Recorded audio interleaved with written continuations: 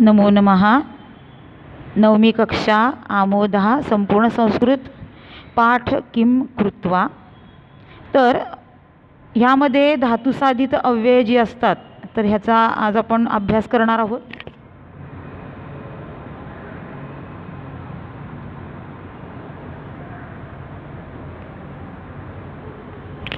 पहा, धातुसाधितानी अव्ययाने तर क्रियापदाच्या मूळ शब्दाला धातू म्हणतात। जसं संस्कृतमध्ये जसं आपण एक एक्झाम्पल घेऊया पठितुम आपण म्हणतो किंवा पठित्वा म्हणतो। तर याचा मूळ शब्द आहे पठ धातू आहे। तर क्रियापद म्हणजे जी क्रिया करतात ती क्रियापद। आपण दिवसभरात अनेक क्रिया करतो, म्हणजे सजीव जे असतो ते अनेक क्रिया करत असतो म्हणून त्याला सजीव म्हणतात। तर या क्रियांना ज्या क्रिया असतात त्यांना त्यांची पदं त्यांना क्रियापद म्हणतात। जसं खाणे, जाणे, बसणे, उठणे। तर क्रियापदाच्या मूळ शब्दाला त्यातला जो मूळ शब्द असतो, जसं पठ धातू हा मूळ पठ हा धातुरूप आहे त्याचं, तर याला धातू म्हणतात। आणि धातूपासून क्रियापदाखेरीज आणखीही काही शब्द बनतात, म्हणजे त्याला प्रत्यय लागतात, उपसर्ग लागतात, तर त्यांना धातुसाधित अव्यये असे म्हणतात। आणि धातूपासून बनणाऱ्या या अव्ययांचे प्रकार आज आपण पाहणार आहोत। तर धातुसाधित अव्ययाचे दोन प्रकार आहेत, पूर्वकालवाचक आणि हेत्वर्थक। तर पूर्वकालवाचकमध्ये आपल्याला दोन प्रकार दिसतात। त्वांत म्हणजे धातू अधिक त्वा असं लावलेला उपसर्ग, आणि धातू उपसर्ग म्हणजे आधी आणि प्रत्यय म्हणजे नंतर असं आपल्या व्याकरणामध्ये आहे। तर धातू आणि त्वा, तर त्याला त्वांत अव्यय असं आपण म्हणतो। जेव्हा त्याला त्वा लागतो, धातूला त्वा लागतो, तेव्हा ते त्वांत अव्यय असतं। जसं उदाहरण दिलं आहे, गमगच्छ धातू आहे त्याला त्वा लागतो, त्याला गत्वा असं म्हणतात। त्याचा अर्थ आहे जाऊन। गच्छ म्हणजे जाणे, आणि मूळ म्हणजे आपण धातूचा अर्थ मूळ म्हणजे काय, गच्छ म्हणजे जाणे, आणि त्याला त्वांत लावून म्हणजे गत्वा, म्हणजे क्रिया पूर्ण झाली त्याला गत्वा, जाऊन पूर्ण झाली। तर त्याच्यानंतर दुसरा प्रकार आहे ल्यबंत उपसर्ग। ल्यबंत अव्यय असतात त्याला य प्रत्यय लागतो। धातू उपसर्ग अधिक धातू अधिक य म्हटलंय। तर बघा, आ गम्य, गमगच्छला आ उपसर्ग लागला आणि य जेव्हा लागलं तेव्हा य प्रत्यय त्याला लागला, आगम्य म्हणजे येऊन। तर गमगच्छला उपसर्ग आधी लावलेला आ, त्याला य नंतर प्रत्यय लागला, तर ते ल्यबंत अव्यय झाले। आणि दुसरा प्रकार आहे हेत्वर्थक, म्हणजे एखादी क्रिया साध्य करण्यासाठी, एखादं हेतू साध्य करण्यासाठी म्हणून हेत्वर्थक अव्यय असतात, त्याला तुमंत प्रत्यय लागतो। जसं गच्छ गमगच्छ धातूला तू लावला, तुमंत प्रत्यय लागला म्हणजे गंतुम, म्हणजे कुठलं कशासाठी कुठली क्रिया करण्यासाठी म्हणून ते तुमंत प्रत्यय आपण लावतो। गंतुम म्हणजे जाण्यासाठी, कुठे जा। आता एक उदाहरण घेऊया आपण की विद्यार्थी शाळेत जातो, कशासाठी जातो तर तो शिकण्यासाठी जातो। म्हणजे इच्छा काय आहे, हेतू काय आहे, तर शिकणे हा हेतू आहे, म्हणून त्याला गंतुम म्हणतात। म्हणजे छात्रः पाठशालां गंतुम पठ्यति असं आपण म्हणतो, म्हणजे शाळेत जाऊन विद्यार्थी शिकतो। तर शाळेत कशासाठी जातो तर शिकण्यासाठी, म्हणून त्याला हेत्वर्थकमध्ये तुमंत अव्यय प्रत्यय लावून आपण दर्शवितो। बघा आता पुढचा भाग, एकच करता अनेक क्रिया करतो आणि त्यावेळी अगोदर घडलेली क्रिया पूर्वकालवाचक अव्यय योजून दाखवतात। पूर्वकाल म्हणजे पूर्वी जी क्रिया होऊन गेली तर तेव्हा तो प्रत्यय आपण त्वांत जोडून आपण दाखवू शकतो। जसं उदाहरण दिलंय, रामः शालां गच्छति, रामः वर्गः प्रविशति, म्हणजे राम शाळेत जातो आणि मग वर्गामध्ये प्रवेश करतो। मग अगोदरची क्रिया गच्छति म्हणजे जातो, मग या गच्छतीला धातू गम गच्छला काय लावलंय, त्वा लावलं आहे। पूर्वकालवाचक त्वांत लावून ते एक वाक्य बनवतो आपण। जसं रामः शालां गत्वा वर्गम प्रविशति, म्हणजे राम शाळेमध्ये जाऊन त्याने वर्गात प्रवेश केला, म्हणून गमगच्छ धातूला त्वांत लावून गत्वा असा पूर्वकालवाचक म्हणजे आधीच्या क्रियापदाला। तर गमगच्छ धातू गच्छतीला आपण काय केलं, त्वांत लावला, म्हणून गत्वा असं त्याचं रूप झालं। त्यानंतर पुढचं बघा पॉईंट, धातूला उपसर्ग लागला असेल तर त्याचे ल्यबंत अव्यय बनते। उदाहरणार्थ काय दिलं बघा, नीरजा वर्गम प्रवेशती तदनंतरम आसने उपविशती। आता नीरजाने वर्गात प्रवेश केला आणि तदनंतर म्हणजे त्यानंतर तिने तिच्या आसनावरती ती उपविशती म्हणजे बसली जाऊन। अगोदरची क्रिया प्रविशती, त्याला धातू म्हणजे त्याचा धातुरूप आहे प्र अधिक विश, तर त्याचं पूर्वकालवाचक वापरून एक वाक्य नीरजा वर्गम प्रविशती जो दिलं होतं आपण त्याऐवजी प्रविश्य, म्हणजे वाक्य झालं नीरजा वर्गम प्रविश्य आसने उपविशती, म्हणजे नीरजा वर्गामध्ये जाऊन ती आसनावरती उपविशती म्हणजे बसली. तर या वाक्यामध्ये काय केलं आपण, प्रविश्य म्हणजे जाऊन, जे उपविशती होतं तर अगोदरची क्रिया प्रविशती होती म्हणजे नीरजा वर्गम प्रविशती, त्याला आपण काय केलं य प्रत्यय लावून त्याचं लेबंत लावून काय केलं प्रविश्य असं झालं, आणि मग पुढचं वाक्य जोडलं आसने उपविशती.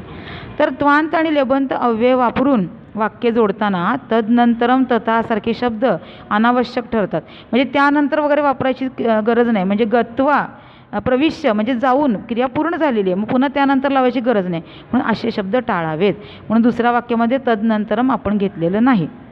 त्यानंतर पहा हेत्वर्थक अव्यय, याला आपण तुमंत लावतो. क्रियेचा हेतू म्हणजे क्रिया का करतो, कुठल्या हेतूसाठी केली आहे, कशासाठी केली आहे हे दाखवण्यासाठी हेत्वर्थक धातुसाधित तुमंत अव्ययाने ती दर्शविली जाते. उदाहरणार्थ रामः पठितुम शालाम गच्छति, मी आत्ता सांगितलं की कशासाठी राम शाळेत जातो किंवा कशासाठी विद्यार्थी शाळेत जातो, तर तो शिकण्यासाठी जातो, म्हणून रामः पठितुम पठधातूला तू प्रत्यय लावला, पठितुम शालाम गच्छति म्हणजे तो शिकण्यासाठी शाळेत जातो. देवम पूजयितुम माता देवालयम गच्छति म्हणजे देवाची पूजा करण्यासाठी म्हणून आई देवालयात जाते. तर पाहूया तुमच्या पाठामधले काही उदाहरणं.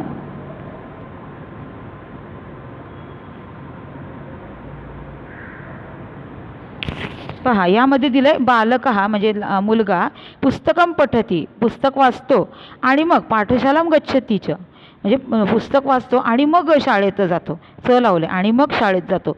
मग आपण याला काय करायचं, आता पहिली क्रिया कुठली आहे, पठन करण्याची क्रिया म्हणजे वाचण्याची क्रिया आहे, अभ्यास करण्याची क्रिया आहे. मग ह्या धातूला आपण काय लावायचं, त्वा प्रत्यय लावायचा आहे, म्हणजे बघा वाक्य काय झालं, बालकः पुस्तकम पठित्वा पाठशालाम गच्छति. मग आणि नंतर हे क्रिया आपण च नी दाखवली होती या शब्दाने, तो च काढून टाकायचा आहे आणि वाक्य दोन वाक्यांचं एक वाक्य केलं आहे आपण, जसं बालकः पुस्तकम पठित्वा पाठशालाम गच्छति म्हणजे अर्थ एकच झाला, मुलाने पुस्तक वाचले आणि मग तो शाळेत गेला, तर पठित्वा पुस्तक वाचून शाळेत गेला असा त्या वाक्याचा अर्थ झाला. पुढचं वाक्य बघूया, माता पाकं करोती भोजनम परिवेशयतीच म्हणजे आई स्वयंपाक करते आणि मग जेवायला वाढते.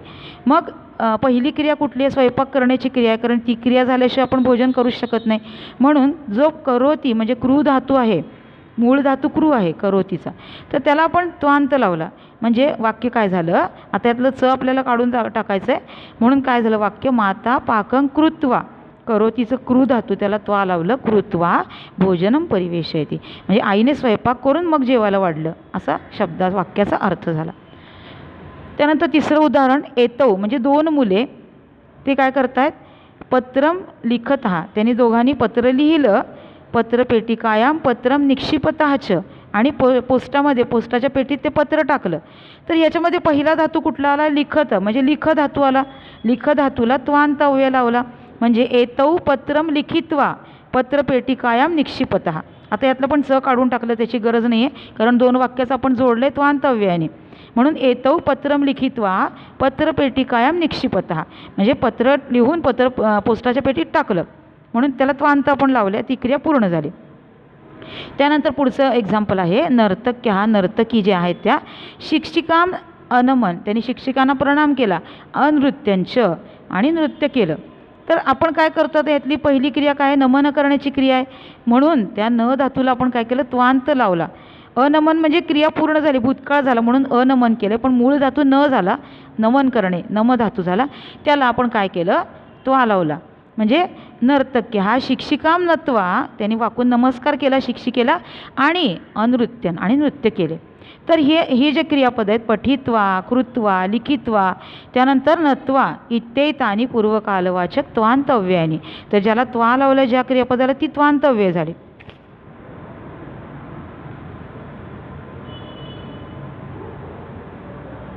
पुढे पाहूया,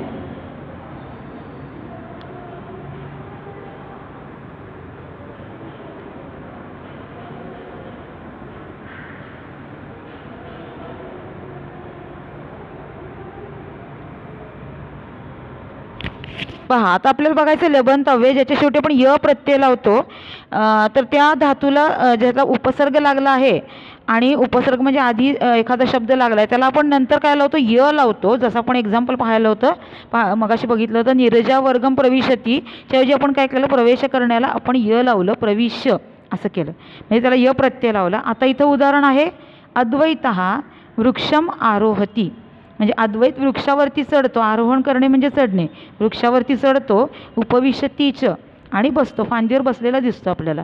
म्हणजे काय लावायचं आपल्याला, आरोहण करणे ही क्रिया प्रथम आहे, त्याला आपण य जोडायचं आहे. म्हणजे काय केलं आपण, अद्वैतः वृक्षम आरुह्य, झाडावरती चढून, उपविशती झाडावरती चढून बसतो. मग उपविशतीच्या मधला च काढून टाकला आणि आरुह्य आरोहण करणेला आरोहन या धातूला आपण काय केलं, लेबंत अव्यय केलं, आरुह्य असं केलं आपण. मग अद्वैतः वृक्षम आरुह्य उपविशती असा वाक्य आपण पूर्ण बनवलं लेबंत अव्यय लावून. पुढचं एक्झाम्पल पाहूया, वृद्धा देवम प्रार्थयते, वृद्ध स्त्री देवाची प्रार्थना करते, निद्राम करोतीच आणि प्रार्थना करून ती झोपी जाते. मग यामध्ये प्रार्थना करणे हा पहिला धातू झाला, त्याला आपण य प्रत्यय जोडायचा आहे. तर प्रार्थ म्हणजे प्रार्थना करणे, त्याला आपण य जोडला तसं झालं प्रार्थ्य. मग आपण वाक्य जोडलं, वृद्धा देवम प्रार्थ्य निद्राम करोती, देवाची प्रार्थना करून वृद्धा झोपी गेली, असा या वाक्याचा अर्थ झाला. तर आधीच्या धातू रूपाला आपण काय केलं, लेबंत अव्यय जोडलं आणि ते वाक्य पूर्ण केलं. तिसरं उदाहरण आहे, पुरुषौ दोन पुरुष काय करतात, हस्तौ प्रक्षालयतः, हात धुतात, दोन्ही हात धुतात, प्रक्षालन करणे म्हणजे धुणे, आणि भोजनम कुरुतःच आणि भोजन करतात. तर या वाक्याला आपण काय केलं, आधी प्रक्षालनाची क्रिया पूर्ण झाली म्हणजे हात धुण्याची क्रिया पूर्ण झाली आहे, म्हणून प्रक्षालयताला आपण काय केलं, लेबंत अव्यय लावला, त्याचं झालं प्रक्षाल्य, हात धुवून त्यांनी भोजन केलं. पुरुषौ हस्तौ प्रक्षाल्य भोजनम कुरुतः, हात धुवून ते दोघे जेवायला बसले म्हणजे जेवले असा अर्थ झाला. तर आरुह्य, प्रार्थ्य, प्रक्षाल्य इत्येतानी पूर्वकालवाचक लेबंत अव्ययाने, तर हे सगळे लेबंत अव्यय ज्याच्या शेवटी य प्रत्यय आपण जोडलेला आहे. आता ह्याच्यामध्ये दोन अव्यय जोडून ही पूर्ण क्रिया पूर्ण केली. बघा या चित्रामध्ये आपल्याला दिसतं की शुभदा नावाची मुलगी आपणम गच्छती, ती दुकानात गेली, धनम ददाती, तिने धन दिलं, कशासाठी, पुस्तकम आनयती, पुस्तक आणलं, आणि पठतीच आणि तिने ते वाचलं. तर ह्या वाक्यामध्ये पण त्वांत लेबंत दोन्ही अव्यय जोडणार आहोत. शुभदा आपणम गत्वा धनम दत्वा पुस्तकम आनीय पठती, म्हणजे तिने काय केलं, दुकानात गेली, धन दिलं आणि पुस्तक आणलं आणि वाचलं. तर यामध्ये त्वांत आणि लेबंत अव्ययाचा आपण वापर केलेला आहे. तर ही थोडी एक्झाम्पल आहेत, ती तुम्ही बघायची आहेत, त्यामध्ये त्वांत आहे का लेबंत आहे. पुढचं पाहूया.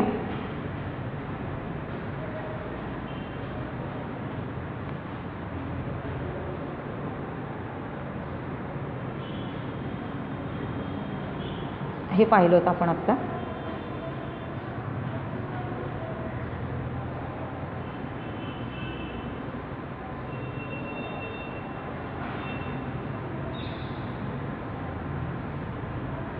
तर यामध्ये तुमंतचं मी तुम्हाला सांगते की तुमंत जो असतो तर किम कर्तुम असं म्हणतो आपण त्याला. ह्यामध्ये मी घेतलेलं नाही स्क्रीनशॉट.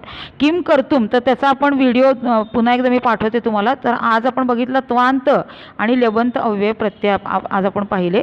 तर त्याची उदाहरणं तुम्हाला मिळती, सोडवायचा प्रयत्न करा. आणि आधीच्या क्रियेला, म्हणून त्याला पूर्वकालवाचक धातू साधित आपण म्हणतो. तर आधीच्या क्रियेला जी दोन वाक्यांमधली आधीची क्रिया असते त्याला त्वांत आणि लेबंत जोडून आपण ती वाक्य तयार करतो. हे लक्षात आपण घ्यायचं आहे. ज्याच्या शेवटी त्वा असतो ती त्वांत अव्यय, ज्याच्या शेवटी य असतो ती लेबंत अव्यय असतात, हे आपण लक्षात घ्यायचं आहे.